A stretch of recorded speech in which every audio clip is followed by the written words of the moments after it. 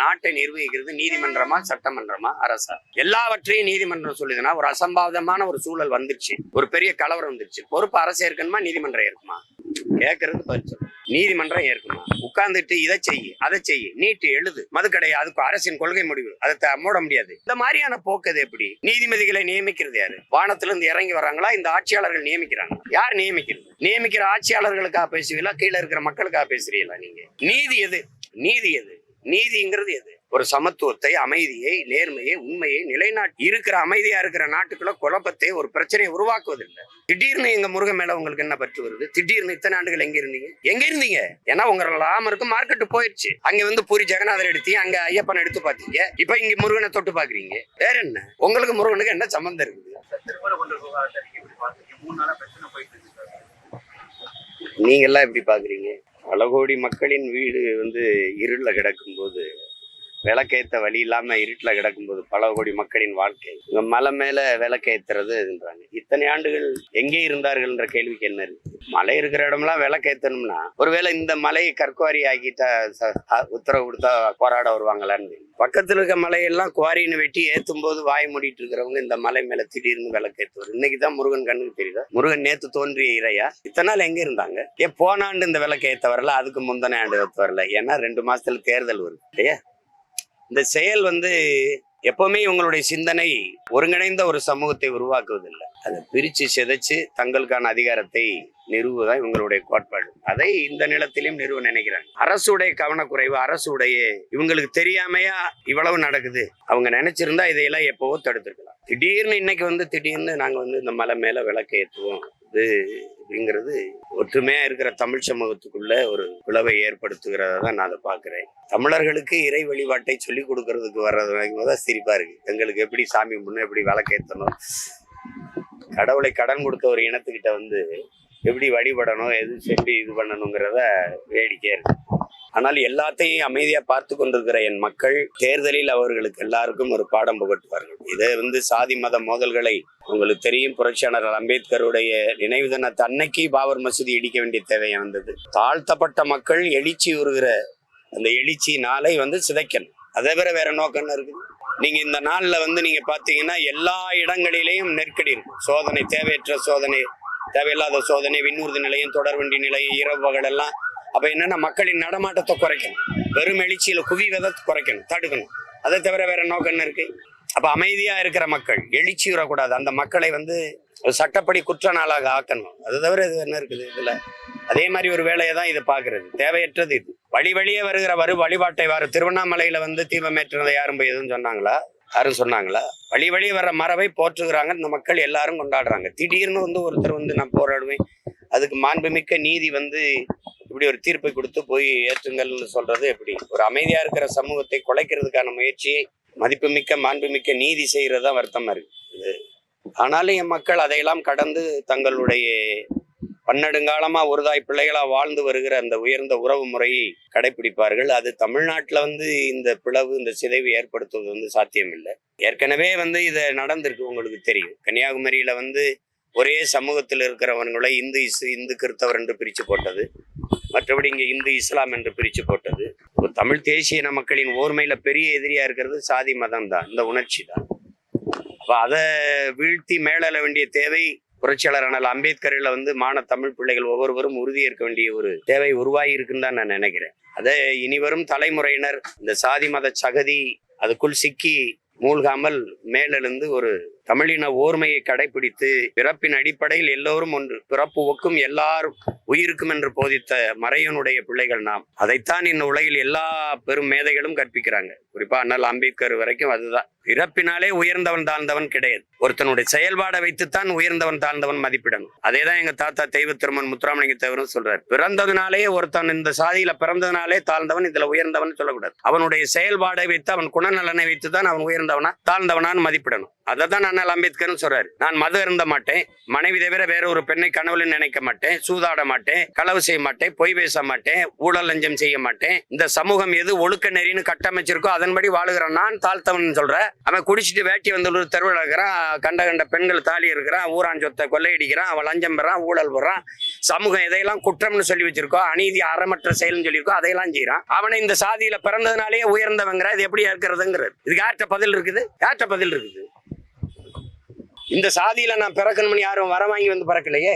நீ பிறந்தவன நீ தான் இந்த சாதின்னு வைக்கிற, நீ தான் இந்த பேருன்னு வைக்கிற, நீ தான் இந்த இடத்துல வாழணும்னு வைக்கிற, நீ தான் இதை படிக்கணும்னு வைக்கிற. பிறந்ததை தவிர நாங்க பிழை செய்தது என்ன? அதனாலதான் பிறப்பின் அடிப்படையில் உயர்வு தாழ்வு எவனுக்கும் கூடாதுங்கிறது. அதான் எங்க மறை. பிறப்பு ஒக்கும் எல்லா உயிருக்கும் சொல்லுது. மனிதனுக்கு மட்டும் இல்ல, எல்லா உயிருக்கும் ஒண்ணுதான்டாங்குது. யாரு மேல கீறினாலும் ரத்தம் ஒண்ணுதான். ஆக மொத்தம் நீ நானும் 10 மாதம் எங்க தாத்தா பட்டு கொட்டப்படுறாப்புல. இங்க பறச்சியாவது ஏதாடா, பணத்தியாவது ஏதாடா, இறைச்சி தோல் எலும்புல இலக்கமிட்டு இருக்கான்னு சிவாக்கியர் பாடுறாரு. எங்க எலும்புல எழுதிருக்கா, நெத்தியில் எழுதியிருக்கா அவன் பேரும் ஜாதி. அம்மா இதை வச்சுக்கிட்டு கொடுமைப்படுத்திக்கிட்டு இதை ஒரு அற்ப தேர்தலா பாக்குறேன். கேடுகட்ட அருவருக்கத்தக்க அரசியலா பாக்குறேன். நீ ஏத்தன போன வருஷம் ஏத்தாம என்ன பண்ண? அதுக்கு முந்தின வருஷம் வந்துச்சு இல்ல. இதை கார்த்திகை இதுக்கு முன்னாடி ஏத்த வேண்டியது. ஒவ்வொரு ஆண்டு தான் கார்த்திகை வருது. அப்பெல்லாம் அந்த மழை இல்லையா? அப்ப அந்த விளக்கு தூண் இல்லையா? ஏன்னா 2 மாசம் பிப்ரவரியில தேர்தல் வருது. அதுக்கு இது எழுதணும்.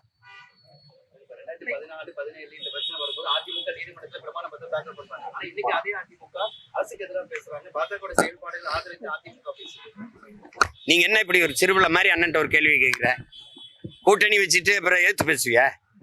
நீ எந்த தர்மத்தை விடவும் கூட்டணி தர்மம் பெருசுன்னு உனக்கு தெரியாதா?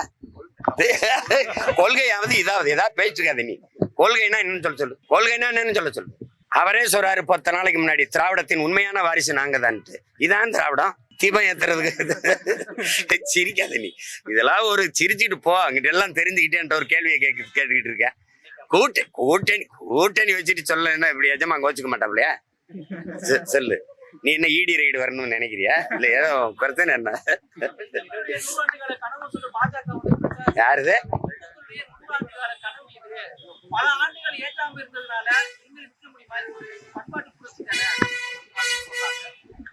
பல இந்துக்களுக்கு ஒருவேளை சோரே 100 ஆண்டுக்கு மேல கனவா இருக்கு.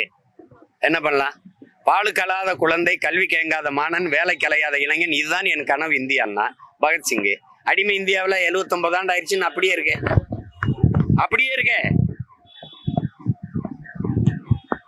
இந்துக்கு ஒரு கனவு, இந்தியாவுக்கு ஒரு கனவு. இது எப்படி ஒரு ஆளுகிற ஒரு கட்சி ஒரு நாட்டுல இந்து மக்களின் ஒற்றுமைன்னு பேசுது. இந்துக்களுக்கு ஒரு கனவு இருக்குங்குது. இந்திய மக்களின் ஒற்றுமைன்னு தான் பேசணும். நாட்டின் மிக உயர்ந்த இடத்துல இருக்க ஐயா உள்துறை அமைச்சர் அமித்ஷா வந்து சொல்றாரு, இது இந்து மக்களின் ஒற்றுமை, இந்து மக்களின் எழுச்சிங்கிறதுல ஒற்றுமைங்கிறதுல. அப்ப இந்திய மக்களின் ஒற்றுமை என்ன ஆகும்? எப்படி? அப்ப ஒரு மதத்துக்கு ஒரு கனவு இருக்கு. எப்படி எப்படி என்ன கனவு? விளக்கேத்துறது. பல வீடுல விளக்கு இல்லாம இருந்து கிடக்குது. பாஜக அமைதி பேரணி போறாங்க. நீங்க சென்னையில பாஜக தலைமையில அமைதி பேரணி போறாங்க. அப்படின்னா பேராபத்து இருக்குன்னு அர்த்தம். ஆழ்கடலின் அமைதி எப்படி புயலா மாறுதோ தம்பி, இப்ப பேராபத்துன்னு அர்த்தம். புரியுதா? புயலுக்கு பின்னாடி அமைதி, இவங்க அமைதிக்கு பின்னாடி புயல். புரியுதா? வேற ஏதாவது கேள்வா? என்ன கேட்ட?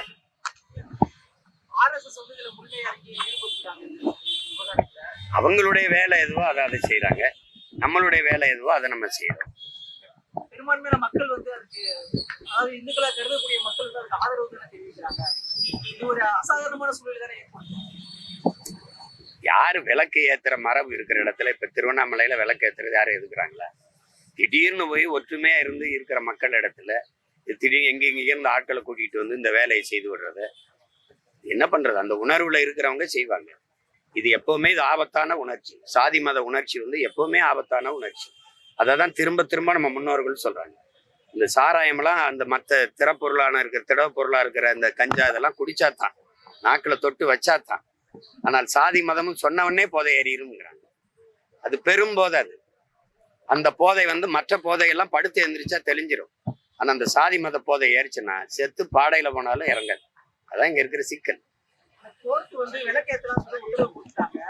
அவங்க நாங்க அமைதியா போய் ஏற்றிட்டு நாங்க பாட்டுல வந்திருப்போம். இந்த அரசு தான் வந்து அசாதாரணமான சூழ்நிலை ஏற்படுத்துது, நெருக்கடி கொடுக்குறாங்க, பதற்றநிலையை உருவாக்குறது, திமுக அரசு நாட்டை நிர்வகிக்கிறது அரசு மறுக்கும் போது கோர்ட்டு, நாட்டை நிர்வகிக்கிறது நீதிமன்றமா சட்டமன்றமா அரசா?